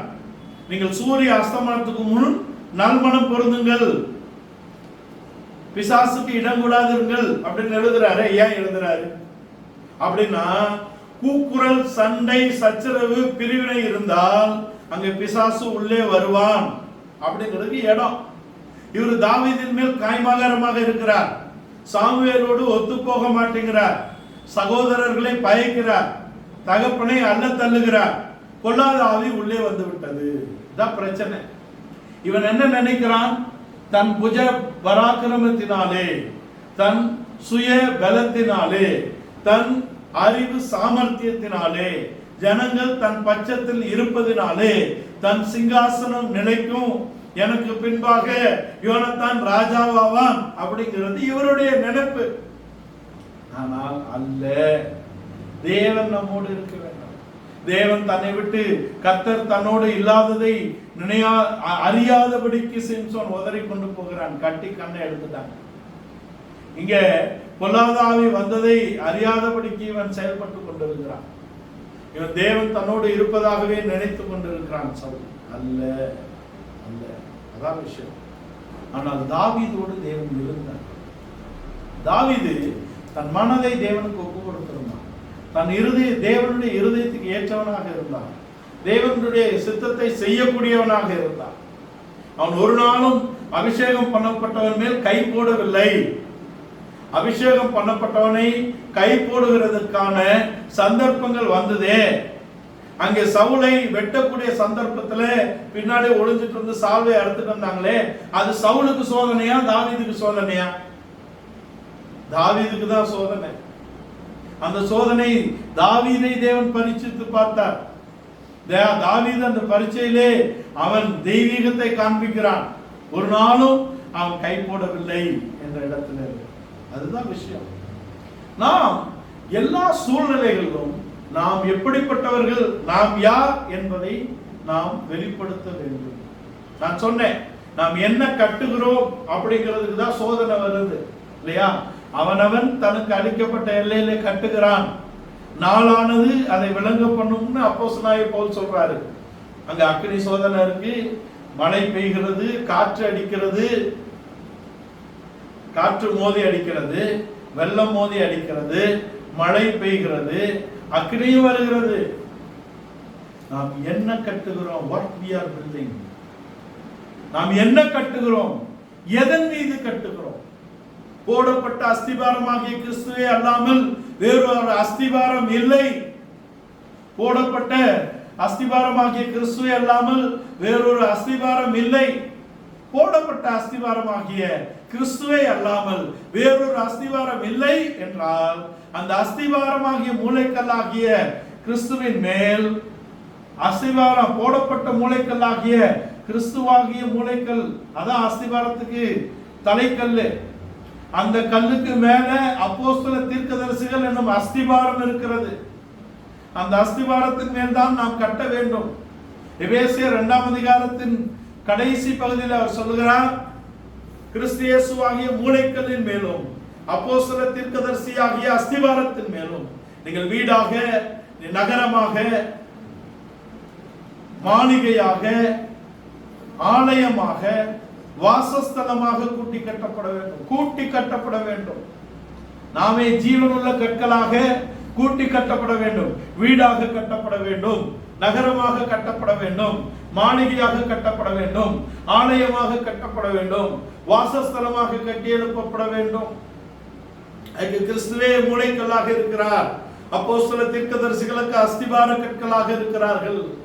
இவை நாம் தெரிந்து, நாம் யார் என்பதை அறிந்தால்தான், நாம் எத்தன்மை உடையவர்கள் என்பதை அறிந்தால்தான் நாம் வெளிப்படுத்தக்கூடியது அத்தன்மை உடையதாக இருக்கும் என்பதாக இருக்கிறது. அதான் சொன்னேன், நீங்கள் யார் என்பது உங்களுடைய அடையாளம், நீங்கள் என்ன நடப்புகிறீர்கள் என்பது உங்களுடைய இலக்கு, நீங்கள் போய் சேரக்கூடியதாக. இயேசு கிறிஸ்து பூமியிலே தான் யார் என்பதை வெளிப்படுத்தினார், தான் என்ன செய்தார் என்பதையும் நாம் அறிந்திருக்கிறோம். அவர் நன்மை செய்கிறவராகவே சுற்றித்திருந்தார். தேவனுடைய மகிமையினால் நிரப்பப்பட்டவராக இருந்தார். தெய்வீக அன்பினால் நிரப்பப்பட்டவராக இருந்தார். தேவனுடைய மகிமையினால் அவர் உயிரோடு எழுப்பப்பட்டார். அங்கே பரிசுத்தமுள்ள ஆவியினால் அவர் உயிரோடு எழுப்பப்பட்டார். அவர் பலவீனராய் சிலுவையில் அறையப்பட்டு தேவ பலத்தினாலே அவர் உயிரோடு எழுப்பப்பட்டிருக்கிறார் என்பது தேவன் தான் எல்லாம் என்ற இடத்திலே. இங்கே நாம் தேவனுடைய குமாரர் என்றால் நாம் முழுவதும் தேவனை சார்ந்து இருக்க வேண்டும். அதுதான் நம்மளுடைய நிலைப்பாடாக இருக்க வேண்டும். அந்த நிலைப்பாடு, இந்த சோதனை நம்முடைய வாழ்க்கையிலே வருகிறது. கடந்த வாரத்திலும் பார்த்தோம். சோதனைகள் ஏன் வருகிறது? நாம் யார் என்பதை சோதிக்கவும், நாம் என்ன கட்டுகிறோம் என்பதை சோதிக்கவும் வருகிறோம். இரவு இருள் வருகிறது, காற்று வெள்ளம் அடிக்கிறது, மழை பொழிகிறது. இந்த சோதனைகள் ஏன் வருகிறது? நாம் யார் என்பதையும் நாம் என்ன கட்டுகிறோம் என்பதற்கு எதிராகவும் தான் இந்த சோதனை வருகிறது. நாம் தேவனுடைய குமாரராக இருந்து, நாம் தேவனுடைய மூத்த குமாரராக தேவ சித்தம் என்ற இடத்திலே கிறிஸ்து என்னும் மூலைகளின் மேலே, அப்போஸ்தலர் தீர்க்கதரிசிகள் என்னும் அஸ்திவாரத்தின் மேலே வீடாக, நகரமாக, மாளிகையாக, ஆலயமாக, வாசஸ்தலமாக கட்டுவோமானால் நம்முடைய கட்டுமானம் நிற்கும். அக்கினி சோதனையோ, காட்டு சோதனையோ, வெள்ளமோ, மழையோ பெய்தாலும் ஒன்றும் ஆகாது என்பதாக இருக்கிறது. மழை நாம் கடந்த தடவை பார்த்தோம். இரவு இருள் என்பது அங்கு சோதனை. அந்த இரவு இருள் என்ற சோதனையிலே நாம் நம்முடைய நேசரை சார்ந்து அவராலே நாம் விடுதலையாக்கப்படுகிறோம். பஸ்காவின் ரத்தத்தினாலே இஸ்ரவேலர்கள் விடுதலையாக்கப்பட்டது போல நாமும் எகிப்து, உலகம், பிசாசு என்ற இடத்திலிருந்து அவருடைய ரத்தத்தினாலே நாம் விடுதலையாக்கப்பட்டிருக்கிறோம். இரவு என்ற இடத்திலே பவுலும் சீலாவும் அவருடைய கைகளும் கால்களும் கட்டப்பட்டிருந்தாலும் அவருடைய இருதயமும் வாயும் கட்டப்படவில்லை. தேவனை துதித்து அங்கே பூமியை அசைத்து மரணத்தில் இருந்தவர்களையும் விடுதலையாக்கினார்கள். அப்போ நம்முடைய இரவிலே நாம் தேவனை துதிக்க வேண்டும், தேவனை ஏற்றி போற்றி புகழ வேண்டும் என்பதாக இருக்கிறது. நம்முடைய இரவிலே நாம் அவருடைய பாதத்திலே போய் இருந்து நிறைவை பெற்றுக் கொள்ள வேண்டும். ரூத்தை நகோமி அங்க அனுப்புறாங்க. அவருடைய பாதத்தில் போய் நீ அமர்ந்துரு. அவன் 6 படி அணர்ந்து திரும்பி அனுப்புகிறான். வந்த உடனே சொல்றாங்க, உன் காரியம் முடியும் வரைக்கும் அவன் ஓய்ந்து போவது இல்லை. இன்னொரு இரவிலே 2 பேர் தன்னுடைய மரித்த குமாரனை குறித்து, உயிரோடு இருக்கக்கூடிய குமாரனை குறித்த பிரச்சனையை சமாதானத்தின் தேவனிடத்தில் கொண்டு வருகிறார்கள். அது நம்ம பிலிப்பியர் 4:7-8 பார்த்தோம். நீங்கள் எல்லாவற்றையும் ஸ்தோத்திரத்தோடு, ஜெபத்தோடு, விண்ணப்பத்தோடு, வேண்டுதலோடு சமாதானத்தின் தேவனிடத்தில் கொண்டு வந்தால் எல்லா புத்திக்கும் மேலான தேவ சமாதானம் உங்கள் இருதயங்களை ஆளுகை செய்யும். உண்மையுள்ளவைகள் எவைகளோ, ஒழுக்கமுள்ளவைகள் எவைகளோ, நீதியுள்ளவைகள் எவைகளோ, கற்புள்ளவைகள் எவைகளோ, அன்புள்ளவைகள் எவைகளோ, நற்கீர்த்தி உள்ளவைகள் எவைகளோ, புண்ணியம் எதுவோ, புகழ் எதுவோ, இவைகளையே சிந்தித்துக் கொண்டிருக்கக்கூடிய சிந்தனை உங்களுக்கு கொடுக்கப்படும். அதுக்கு நீங்க இரவிலே உங்களுடைய பிரச்சனைகளிலே நீங்கள் சமாதானத்தின் தேவனிடத்தில் வர வேண்டும். இன்னொன்னு, அவர் வந்து பார்க்கிறார், எண்ணெய் இருக்குதான்னு சொல்லு. எண்ணெய் இருந்து நிறைவை பெற்றவர்கள் மனவாட்டியாக எடுத்துக்கொள்ளப்பட்டார்கள். கைவிடப்பட்ட சபைக்கு எண்ணெய் இருக்கிறது, அதை சேர்த்துக் கொள்ளும்படியாக வருகிறார். எண்ணெய் என்பது என்ன? எண்ணெய் என்பது அபிஷேகம் என்று சொல்லுகிறோம். இன்னொரு பக்கத்துல எண்ணெய் என்பது reproach, the word of reproach. அது நம்மை கண்டிக்கக்கூடிய உபதேசத்தின் வார்த்தைகளாக இருக்கிறது. வேதமே விளக்கு, கட்டளையே விளக்கு, வேதமே வெளிச்சம், போதக சிச்சையே ஜீவ வழி. போதக சிச்சையை ஏற்காதவன், விரும்பாதவன் ஜீவ வழியிலிருந்து மரண வழியில் நிலைத்திருக்கிறான். அவனோடு சேர்ந்தவர்களும் மரண வழிக்கு தான் போவார்கள் என்பதற்கு இங்கே சவுலும் யோனத்தானும் ஏற்ற ஒரு அடையாளமாக இருக்கிறார்கள். பலவான்கள், உத்தமர்கள். ஆனால் தேவனுடைய வழியை விட்டு விலகினவனுடனே போன யோனத்தான் அவனுடைய மரித்து மண்ணாகி போனான். 2 சாமுவேல் 1-2 அதிகாரங்கள்ல அவங்களுக்கு குறித்த புலம்பலை அவர் பாடுகிறார். நீங்க எப்படி இப்படி செத்து, கை கட்டப்பட்டவர்கள் போல் செத்து போனீங்களே, இப்படி நீங்க சாகலாமா அப்படின்னு பாருங்க. நம்முடைய பலன் தேவனிடத்தில் இருக்க வேண்டும். நம்முடைய சிந்தை தேவனை பற்றினதாக, தேவகுமாரன் என்ற இடத்துல இருக்க வேண்டும். நம்முடைய இருதயம் தேவ அன்பினால் நிரப்பப்பட்டிருக்க வேண்டும். நாம் நற்கிரியை செய்கிறவர்களாக நாம் இருக்க வேண்டும். அதுதான் நமக்கு கொடுக்கப்பட்டது. தாவீது தன் எல்லா சத்துருக்களையும், தன் சவுலாகிய சத்துருவை எப்படி ஜெயித்தார்? 18ஆம் சங்கீதத்தின் அடக்குக்குறியில சகல சத்துருக்களையும், சவுலாகிய சத்துருவையும் அவன் ஜெயித்த நாள்ல பாடின பாட்டு, என் பலனாகிய கர்த்தாவே உம்மில் நான் அன்பு கூறுகிறேன். சகல சத்துருக்களையும் தெய்வீக பராக்கிரமத்தினால் ஜெயித்தவன் சவுலாகிய சத்துருவை தெய்வீக சுபாவத்தினால் அவன் ஜெயிக்கக்கூடிய இடத்துல. வல்லமையை காட்டிலும் ஞானமே சிறந்தது அப்படிங்கிறது அவருடைய தன்மையோடு இணைந்ததாக இருக்கிறது. அவருடைய தன்மை தெய்வீக தன்மை, அவர் பரிசுத்த, அவர் திவ்ய சுபாவத்தை வெளிப்படுத்தக்கூடிய இடத்துல இருக்கிறார். அவர் வல்லமை உள்ளவர், அவர் அன்பை வெளிப்படுத்தக்கூடிய இடத்துல இருக்கிறார். அவர் இரக்கத்தில் ஐஸ்வர்யம் உள்ள தேவன் என்று சொல்றார். நாம் தேவ சித்தத்தின் முடிப்போம். 2500 நாட்டிக்கல் மைல் போறாரு. போக வேண்டியது 550 நாட்டிக்கல் மைல் தான். யாரு? யோனா. இங்க இருக்குது 550 மைல்ல. அதை விட்டுட்டு 2500 நாட்டிக்கல் மைல் தள்ளி போறாரு தர்சீசுக்கு. ஏன்? தேவ சித்தத்துக்கு அவன் கீழ்ப்படுத்த தன்னை அவன் ஒப்பு கொடுக்கவில்லை. அவன் மடக்கி திரும்ப, நீ செய்தாலும் செய்யாட்டாலும் தேவ சித்தம் நிறைவேறி கொண்டே இருக்கும். நாம் அதிலே இருக்க வேண்டும். We should position ourselves as the firstborn sons of God.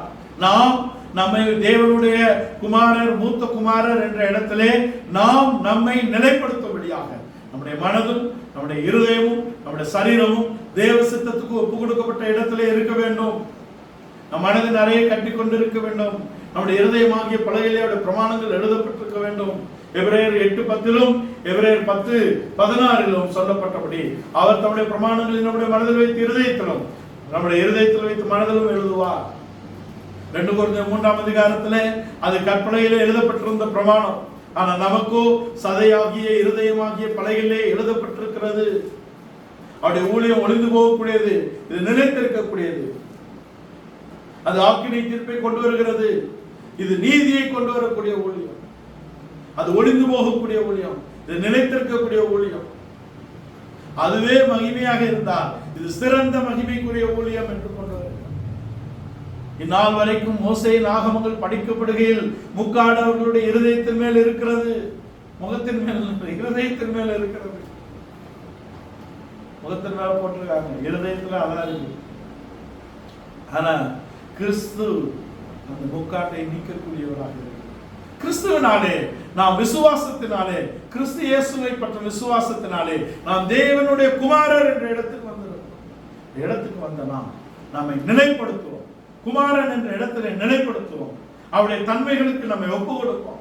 பழைய மனிதன், பாவ மனிதன், புறமான மனிதன் முற்றிலுமாக அழிக்கப்பட்டு நாம் தெய்வீக சுபாவத்தை வெளிப்படுத்தக்கூடியவர்களாக, தெய்வீக தன்மைகளை வெளிப்படுத்தக்கூடியவர்களாக, நம்முடைய சொந்த சித்தங்களை அழித்து தேவ சித்தத்துக்கு முற்றிலுமாக ஒப்புக் கொடுக்கக்கூடியவர்களாக நாம் இருக்கிறோம்.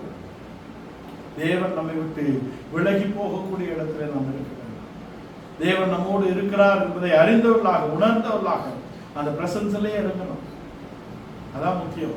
இவன் யாக்கோபு இஸ்ரவேலாக மாற்றப்பட்ட இடத்துல அந்த இடத்துக்கு பெனியேல் பேர் கொண்டு வரான்.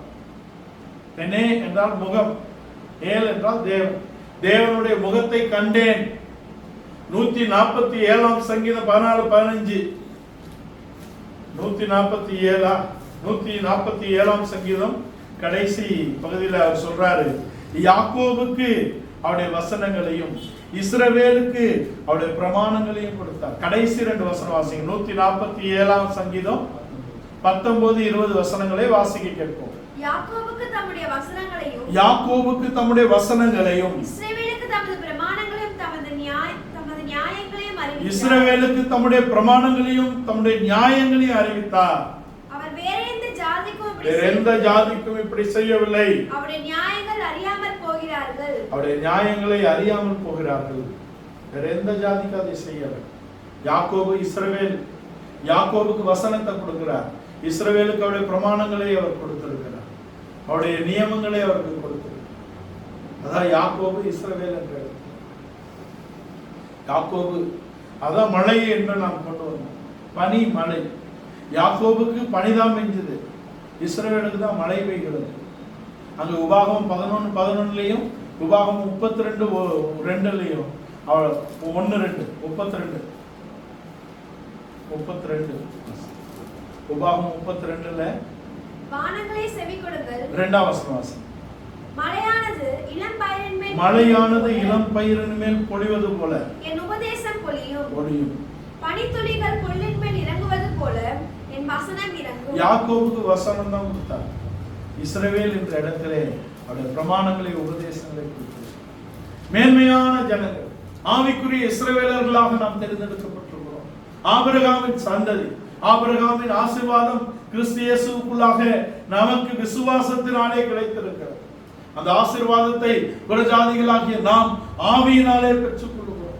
அவர் நீதியை விரும்பி அக்கிரமத்தை வெறுத்தார் என்ற இடத்திலே அவருக்கு கொடுக்கப்பட்ட அதே அபிஷேகத்தின் நிறைவை தோழர்களுக்கு கொடுக்கவில்லை.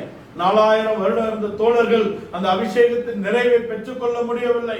நமக்கு அதை தந்திருக்கிறார். 11ஆம் அதிகாரத்துல எபிரேயர் 11 நீங்க பாத்தீங்கன்னா, வாளால் அறுப்புண்டார்கள், சிதறடிக்கப்பட்டார்கள், ஸ்திரீகள் தங்களுடையவர்களை மறிக்க கொடுத்து உயிரோடு பெற்றுக் கொண்டார்கள், வாதிக்கப்பட்டார்கள் என்று சொன்னாலும் சிலர் அதை காட்டிலும் மேன்மையான ரட்சிப்பு வருகிறது என்று அறிந்து தங்களை விடுதலையாக்க சம்மதியாமல் வாதிக்கப்பட ஒப்பு கொடுத்தார்கள்.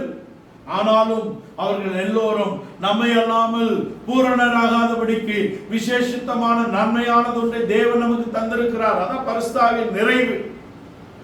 மேகம் போன்ற இத்தனை தள்ளான சாட்சிகள் நம்ம சூழ்ந்திருக்க, பாவமான பாரமான எல்லாவற்றையும் தள்ளி விசுவாசத்தை துவங்கினோரும் முடிக்கிறோம் ஆகிய இயேசுவை நோக்கி, இயேசு கிறிஸ்துவை நோக்கி நமக்கு நியமிக்கப்பட்ட ஓட்டத்தை பொறுமையோடு ஓடக்கிடவோம். அவர் தமக்கு முன்பாக வைக்கப்பட்ட சந்தோஷத்தின் பொருட்டு யூதர்களால், அங்கே ரோமர்களால், மற்ற எதிரிகளால் வந்த சகல அவமானத்தையும் அவர் சகித்தாரே. இக்காலத்து பாடுகள் இனி வரும் மகிமைக்கு ஒப்பிடத்தக்கவைகள் அல்ல என்று பவுல் சொல்கிறார். அவன் சிறியவன் எளியவன் என்று நாம் நினைக்கிறோம். சகலத்திலும் பெரியவர் நமக்குள்ளே வாசமாயிருக்கிறார். We are the dwelling place of our God. நாம் தேவனுடைய ஆலயம். அவர் மகிமை பொருந்தினவராக நமக்குள்ளே வாசம் செய்கிறார். அவர் எங்கெல்லாம் நடந்து சென்றாரோ தெய்வீகத்தை சுமந்து சென்றார். அவர் குமாரனாக. நாம் தேவனுடைய குமாரர் என்ற இடத்திலே நாம் எங்கெல்லாம் செல்லுகிறோமோ தேவ பிரசன்னத்தை சுமந்தவர்களாக நாம் போகிறோம் என்பதை நாம் மனதில் கொள்ள வேண்டும். அவருடைய முகத்தை நம்ம மேல் அவர் பிரகாசிக்க பண்ணியிருக்கிறார். அவர் முகத்தை நம்ம மேல் பிரசன்னமாக்குகிறார். அவருடைய சமூகம் எப்பொழுதும் நம்மோட இருந்து நம்மை வழிநடத்துகிறது. நாம் தேவனுடைய ஆலயமாக, நாம் தேவனுடைய குமாரராக அவருடைய சமூகத்தை எங்கும் சுமந்து திரியக்கூடியவர்களாக இருக்கிறோம். இந்த சத்தியம் எல்லாருக்கும் தெரியும். ஆனா இந்த உணர்வு எப்பொழுதும் நம்முடைய ஜீவியத்தில் இருந்தால் நம்முடைய ஜீவியம் எத்தன்மையுள்ளதாக மாறும் என்பதை நாம் சிந்திக்க வேண்டும். இந்த பூமியிலே நாம் அவருடைய ஆலயமாக இருக்கிறோம். அவர் நமக்குள்ளே வாசம் பண்ணுகிறார். நித்தியத்திலே அவர் நமக்கு வாசஸ்தலமாக, ஆலயமாக, விளக்காக இருப்பார். நாம் அவரிலே இருப்போம், வாசம் பண்ணுவோம். நம்முடைய destiny, our destiny is Christ, our bridegroom. நம்முடைய இலக்கு என்பது கிறிஸ்து, இம்மானுவேல், நமக்குள்ளே வாசம் செய்கிற தேவனை நாம் அடைந்து கொள்ளுகிறோம். அதான் நம்முடைய இலக்கு. நாம் நம்முடைய மணவாளனை அடைந்து கொள்வது இல்லை. அது மரணத்தை காட்டிலும் பாதாளத்தை காட்டிலும் வலியது, கொடியது என்று சொல்லப்படும். அதனாலே நாம் மரணத்தின் வல்லமைகளை ஜெயிக்கிறோம். மரணத்தை நாம் ஜெயமாக விழுங்குகிறோம் என்ற இடத்தில் நம்முடைய ஜீவன். கிறிஸ்து நமக்காக மரணத்தை பரிகரித்தார். கிறிஸ்து நமக்காக மரணத்தை ஜெயித்தார். கிறிஸ்து நமக்காக மரணத்தை விழுங்கினார். பலகீனராய் சிலுவையில் அறையப்பட்டவர் தேவ பலத்தினாலே வல்லமையோடு உயிரோடு எழுந்திருக்கிறார். தேவனுடைய மகிமையினாலே அவர் உயிரோடு எழுப்பப்பட்டிருக்கிறார். பரிசுத்தமுள்ள ஆவியினாலே அவர் உயிரோடு எழுப்பப்பட்டிருக்கிறார். 1:5 ரோமர் 1:5. ரோமர் 8:11 இது அவருக்குள்ளே வாசமாய் இருக்கிற பரிசுத்த ஆவியினாலே, அந்த ஆவி நமக்குள் வாசமாய் இருக்கும் பொழுது நம்முடைய சாவுக்கு இனமான இந்த சரீரம் உயிர்ப்பிக்கப்படுகிறது. அந்த சிந்தையை ஆயுதமாக இன்றைக்கு தரித்துக் கொள்வோம். நம்முடைய மனதின் அறையை நாம் கட்டுவோம். அவருடைய பாடுகளின் சிந்தையை நாம் ஆயுதமாக தரித்துக் கொள்வோம். நம்மை பாவம் மேற்கொள்ளாது, நம்மை சுயம் மேற்கொள்ளாது, நம்முடைய சொந்த சித்தங்கள் அதை மேற்கொள்ள முடியாது. நம் புறமான மனிதனை அழிப்போம். உள்ளான மனிதனை நாளுக்கு நாள் பலப்படுவோம். தன்னை சிருஷ்டித்தவருடைய சாயலுக்குப்பாக பூரண அறிவை அடிவடைக்கு புதிதாக்கப்பட்ட புதிய மனிதனை தரித்துக் கொள்வோம். பூர்ண சர்க்குணத்தின் கட்டாகிய அன்பை தரித்துக் கொள்வோம். விசுவாசத்தினாலே குமாரன் நமக்குள்ளே வாசமாய் இருக்கிறார். விசுவாசத்தினாலே நாம் எல்லோரும் தேவகுமாரனாக இருக்கிறோம். பரலோகத்தில் பேர் எழுதப்பட்ட முதற் பேரானவர்களுடைய சங்கத்திலே நாம் பங்கு பெறுகிறோம். இந்த காலை வேளையிலே இந்த வசனங்களுக்கு முற்றிலுமாக நம்ம ஒப்பு கொடுப்போம். இந்த காலை வேளையிலே நாம் ஒரு இடத்திலே ஸ்திரப்படுத்துவோம், உறுதிப்படுத்தி நிலைநிறுத்தபடியாக தேவனிடத்தில் பார்ப்போம். தேவனை நோக்கி பார்ப்போம். தேவனுடைய சிந்தை தேவனுடைய அன்பு நம்முடைய இருதயத்திலே நிரப்பப்படுகிறது. தேவ வல்லமை நம்முடைய இருதயத்திலே, நம்முடைய சரீரத்திலே பலம் செய்யட்டும். நம்முடைய மனதின் அறையை கட்டும்படியாக சத்தியத்துக்கு நம்ம ஒப்பு கொடுப்போம். நம்முடைய இருதயத்திலே அவருடைய அன்பினால் நிரப்பப்படுவோம். நம்முடைய சரீரத்திலே உயிர்த்தெழுந்த வல்லமை பலம் செய்யட்டும். நாம் ஊவியா, நாம் யார்? நாம் தேவனுடைய குமாரன், நாம் தேவனுடைய முதற்பேரான குமாரன், நாம் தேவ சித்தத்தின் மத்தியிலே நிலை பெற்றிருக்கிறோம் என்ற மனதை இந்த நாளிலே நாம் அடைந்து இந்த காலை வேளையிலே இந்த வசனங்களுக்கு முற்றிலுமாக நம்ம ஒப்புக்கொள்கிறோம். அன்பின் பரலோக பிதாவே, உம்மை துதிக்கிறோம், ஸ்தோத்திரிக்கிறோம். நாங்கள் ஆண்டவரே, we are children of God. நாங்கள் தேவனுடைய பிள்ளைகள். we are children of God. நாங்கள் தேவனுடைய பிள்ளைகள். we are sons of God. நாங்கள் தேவனுடைய குமாரர். we are firstborn sons of God. நாங்கள் தேவனுடைய மூத்த குமாரர் என்ற இடத்திலே வர முடியாது. இந்த காலை வேளையிலே நீ அறிகிற அறிவு, உடைய அன்பின் நிறைவு, உடைய வல்லமையின் பராக்கிரமத்தை நீ எங்களுக்குள்ளே வைத்திருக்கிறதாக இந்த சமூகத்தை எங்கும் சுமந்து திரியக்கூடிய உடைய ஆலயமாக இந்த பூமியிலே நீர் எங்களை வைத்திருக்கிறதாக You are our source of abundance. நீர் எங்களுடைய எல்லாவற்றின் நிறைவாக இருக்கிறீர். கிறிஸ்துவினாலே எல்லாவற்றினாலும் நிறைப்பக்கூடிய நிறைவாகி சரீரமாகி சபைக்கு அவரை தலையாக நீர் தந்தருளினீரே. அவராலே நாங்கள் சகலவிதமான நிறைவை பெற்றுக் கொள்கிறோம். ஆபிரகாமின் ஆசீர்வாதம் கிறிஸ்து இயேசுவின் மூலமாய் புறஜாதிகளாகிய எங்களுக்கு ஆவியின் மூலமாக அனுக்கிரகம் செய்யப்பட்டிருக்கிற விசுவாசத்தை நாங்கள் அறிக்கை செய்கிறவர்களாக மாற்றவில்லை, அதை நாங்கள் அபியாசப்படுத்தி ஜீவியத்திலே வெளிப்படுத்தக்கூடியவர்களாக, எங்கும் உம்மை சுமந்து திரியக்கூடியவர்களாக, எப்பொழுதும் உடைய சித்தம் செய்யக்கூடியவர்களாக, எப்பொழுதும் உடைய சமூகம் எங்களோடு இருக்கிறது என்ற அறிவுடையவர்களாக நாங்கள் காணப்பட சத்தத்தை கேட்கக்கூடிய ஒவ்வொரு ஜீவியத்தில் கிரியை நடக்கிறது. சத்தியத்தோடு உள்ள கிருபையானது என்னுடைய ஜீவியத்திலே கிரியை நடக்கிறது, பாதுகாத்து நடக்கும். இயேசு கிறிஸ்துவின் இன்ப நாமத்தில் மனத்தாண்டு கேட்கிறோம் நல்ல பிதாவே, ஆமென்.